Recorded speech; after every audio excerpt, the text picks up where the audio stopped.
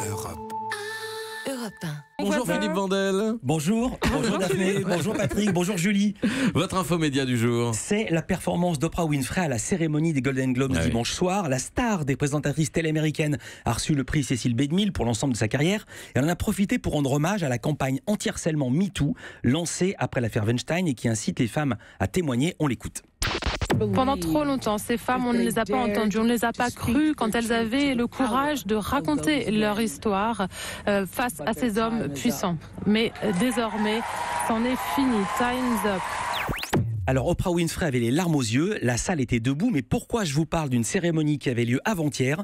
Parce que le lendemain, hier donc, non seulement tous les journaux et les télés américaines avaient salué la performance, mais ils ajoutaient une information capitale qui dépasse le cadre du cinéma. Il se dit qu'Oprah Winfrey se présenterait dans 3 ans à l'élection présidentielle contre Trump.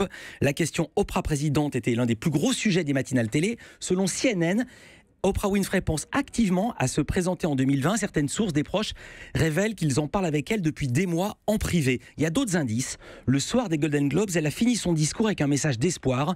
Un nouveau jour se lève à l'horizon qui peut tout aussi bien désigner la parole des femmes, je vais arriver à le dire, qu'un slogan, je me trompe justement, de fans pour la campagne présidentielle. Et avec le recul, on entend différemment la vanne de l'humoriste Seth Meyers qui présentait la soirée. Et Oprah, puisque tu es là, en 2011, j'ai fait des blagues sur le président actuel pendant la cérémonie des journalistes de la Maison Blanche et certains ont dit que c'est ce qui l'avait convaincu de se présenter. Donc Oprah, tu ne seras jamais présidente. Tu n'as pas ce qu'il faut.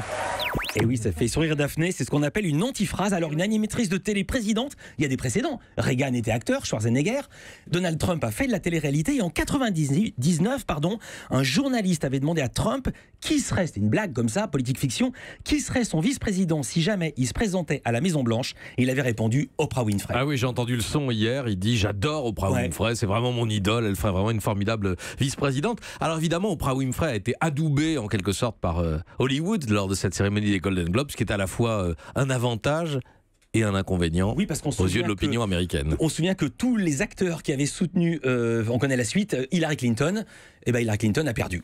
Quand on est trop soutenu par Hollywood, on peut perdre les élections. Non, en tout cas, c'est une piste sérieuse, même si elle a démenti en public. Oprah Winfrey, effectivement, vient combler un vide pour l'instant dans les rangs démocrates. Il pensait toujours, n'en parlait jamais. N'en parlait jamais, évidemment, selon le vieil adage. 9h30, Village Média, Philippe Vandel. 2 invités. Le premier, Florent Gautreau, nouveau directeur de la rédaction d'Equidia, la chaîne du cheval qui se relance. Nouvel habillage, nouvelle grille, nouveau logo. Mais est-ce qu'ils auront de nouveaux téléspectateurs? Et puis on va revenir sur ce sondage qui fait froid dans le dos. 8 Français sur 10 croient aux théories du complot. Dans quelle mesure les médias sont-ils responsables? Notre invité sera Thomas Huchon, il est journaliste. Il se présente comme conspi hunter, c'est-à-dire chasseur de complot. Et contre les conspirationnistes, il a fait un truc assez incroyable. Il a carrément inventé des bobards pour les piéger. Europe. Europe 1.